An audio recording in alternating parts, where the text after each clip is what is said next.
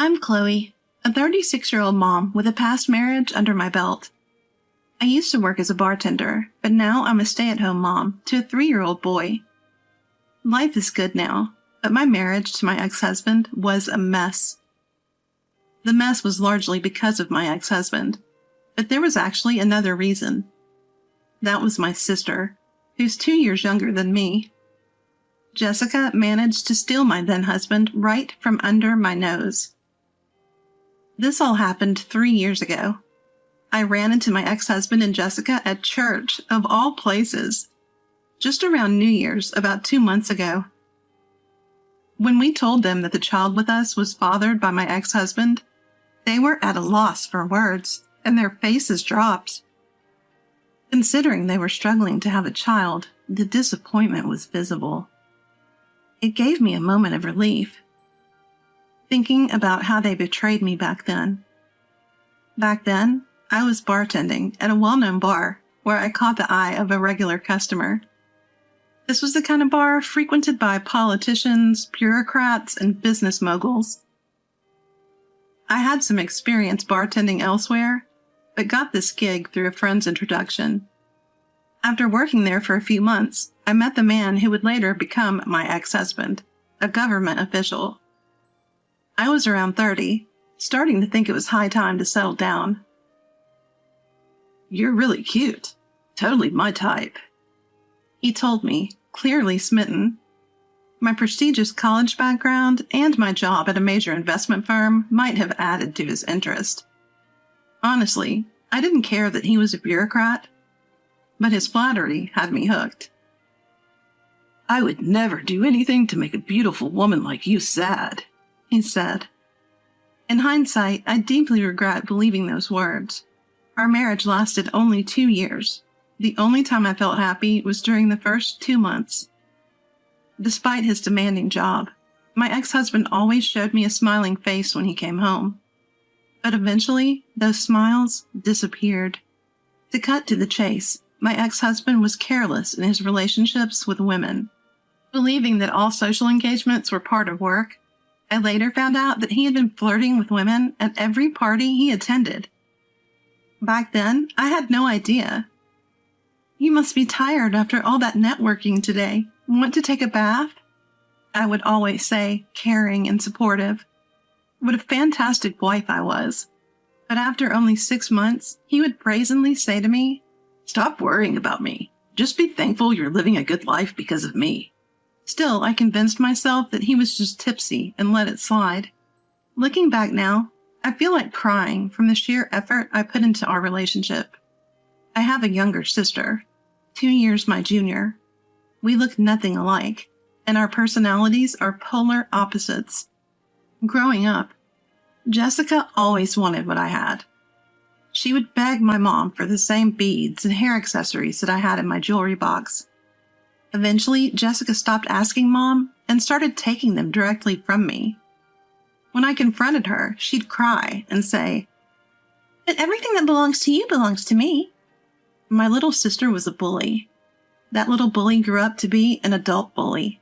After a year of marriage, we attended a family event at my parents' house. My husband was there too. My husband had seen Jessica a few times before, but it seemed like they had a little chat this time. I overheard him talking briefly to Jessica. "You're quite different from your sister. A different kind of beauty," I overheard him say to her. It's likely that from that moment, Jessica set her sights on my husband. After that, he seemed even more disinterested in me than before. "Hey, are you free next week? There's this restaurant I want to try." "Forget it. You know I'm not available, so why even ask?" I put up with it for a while, because we both shared the desire to have children. Love might be gone, but the desire for a child remained. However, tests at the hospital showed that the problem lay with him, not me. Despite the diagnosis, we both continued to seek treatment. In a blink, a year passed. By this point, I had stopped worrying about what my husband was doing or where he was. I knew that if I even asked him to stop, he wouldn't listen. I figured he was involved with multiple women. but I never thought one of those women would be my own sister. I was utterly blindsided. It wasn't some revelation that made me realize my husband and Jessica were having an affair. You know, sis, your marriage is pretty much over, but if you're not careful, you'll lose more than that, she hinted. What are you saying? Don't tell me you... Whatever happens, it's your fault. Seeing the naive yet malicious Jessica after so long sent chills down my spine. After that conversation, I confronted my husband to get to the truth. Hey, you're not having an affair with my sister, are you? Tell me it's not true. What if I am? Don't dodge the question. Just tell me. God, you're so annoying. Fine, yes, I am. So, what now? Want a divorce? You're the worst. Do you even realize what you're doing? You should be saying that to your sister. She's the one who came on to me. Even if she did, why would you go along with it? Well, I'm a guy, so can't help it. I can't believe you're doing this with Jessica. You know what? Fine, we're done. We were always over anyway. Bye. Even though the love was always gone between me and my husband, learning he cheated with my sister Jessica was a hard pill to swallow. And the audacity he had to casually admit it, it felt like both of them were mocking me. The frustration was unbearable. I divorced him right after this shocking truth came to light. As for Jessica, I cut her off via email and chose to put the incident behind me. About a month later, an unexpected turn came my way. A female colleague from my days working in finance reached out. We were connected on social media and occasionally exchanged messages. But it had been a long time since we had met for drinks. We caught up and had a great time. Although my story was grim, she laughed it off and mentioned someone she wanted to introduce me to. Enter Ethan, my current husband. Ethan was her investment buddy. He was just an average office worker, but had a knack for investing, managing a significant portfolio. They'd become friends through offline meetups she organized based on his investment blog. I took an instant liking to the upbeat Ethan. I've been divorced before. Is that all right? I'm still single. Is that okay? We both just had to laugh it off. Ethan seemed to think we clicked, and we started dating right away. We got married after about 6 months. Chloe, want to invest in me? Marry me. I couldn't help but laugh at Ethan's unique proposal. I believed his proposal was one where I could see us being happy together for the rest of our lives. The truth is, I was already pregnant with Ethan's child even before I got remarried. Actually, shortly after we started dating. We'd both been considering marriage, so finding out about the pregnancy sped up the timing. 2 people in love, and the precious baby that was the fruit of our love. I couldn't be happier. For our first holiday season together, let's go to church and pray for the health of our adorable baby. The fact that they arrived so quickly is proof that our meeting was destiny, don't you think? Sounds good. Yes, let's go. In the midst of my newfound happiness, something unexpected happened at the church we were attending for service. Guess who? My ex-husband and Jessica. Seeing them together for the first time in over a year, they really seemed like a married couple. I had already told Ethan all the miserable details about these two.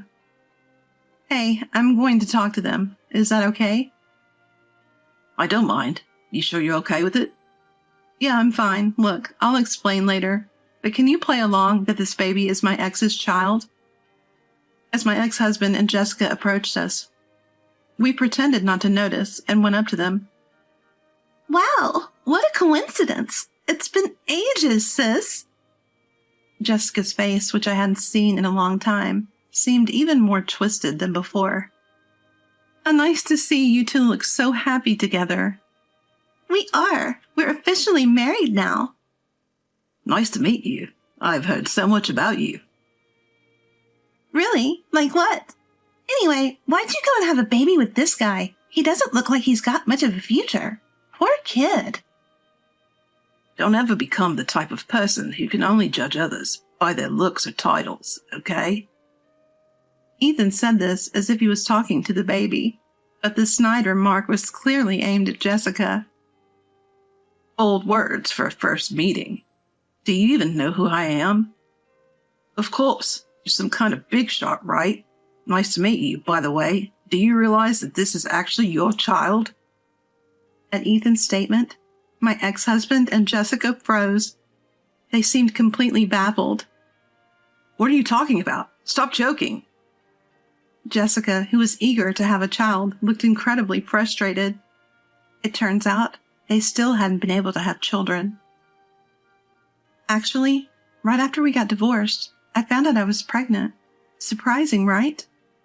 Not that it's your child, but that I finally got the child I've been wishing for. I met Ethan soon after, and we got married. He agreed to raise this child with me, unlike you. You're kidding, really? Why hasn't it happened for us? Why can't we have a child? I don't know. Maybe because karma is real. Maybe if you start doing good deeds, like volunteering or donating to charities, your wishes will come true. Since you're at church, why not pray for that? You can't be serious. There's no way I can let this guy raise my special child. He comes from a line of bureaucrats. This can't happen. Both of them were completely rattled.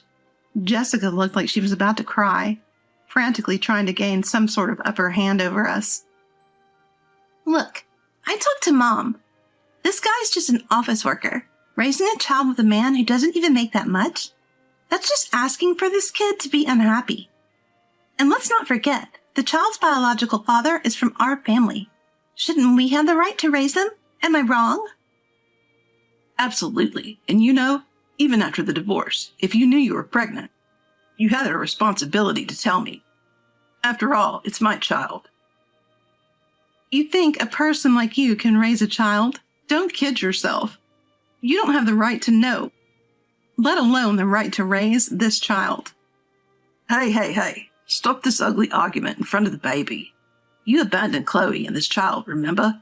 Just like Chloe said. You don't have any obligation to be informed or any right to be involved. Sorry, but it's true. And for your information, I might be an office worker, but I've done well in investments. I actually have more assets than you. I don't mean to brag, but... Don't worry, this child won't be unhappy. Shall we go, Chloe? Yeah, take care, especially you two, the careless womanizer and the greedy one. Ignoring the flustered and frustrated pair, we left the church. I'm sorry you got caught up in this, and thank you for going along with me. No problem at all, honestly. I'm impressed with how well I went along with it. I mean, that was some award-winning acting. I fell for you all over again. I never thought I'd end up at the church for the sake of this child, let alone run into those two there. But thanks to that, I was able to get back at my ex-husband and Jessica. I was secretly waiting for this moment. The moment I saw them at the church, it hit me. I could make them squirm with a lie, claiming the baby is from my ex-husband. I'm fully aware it's a cruel lie, generally speaking. But let's not forget the heartless things those two have done to me in the past. No regrets. It was a necessary lie to maintain my sanity going forward. Mom, you don't have to tell Jessica about me, okay? You know the situation, right? Oops, my bad, but what happened to that girl? Don't worry about it. Sorry for all the worry I've caused you. That's what I wanted to say. It's okay, as long as you're healthy and happy. You're getting along with your current partner, right? Absolutely. I'm scared of how happy I am, actually. Having daughters who've swapped the same man as their husband would have been a big worry for Mom. I was always concerned about how this could be a strain on her heart. And the fact she's living alone in the family home since my dad passed away, that's another concern for me. When I mentioned this to Ethan, He was the one who suggested we should move in with Mom. Are you sure? I really like your mom, Chloe. She's a fun person. Living with her would be like having two Chloes around. It'll be fun. Well, should I take that as a compliment? It made me realize how understanding he is. Plus, Mom would be thrilled to see her grandchild every day, and we'd have an extra pair of hands to help with the kid. I can't thank you enough, Ethan. So, you love me even more now? Let me think about that. What do you mean, let me think? The peak of happiness is still ongoing.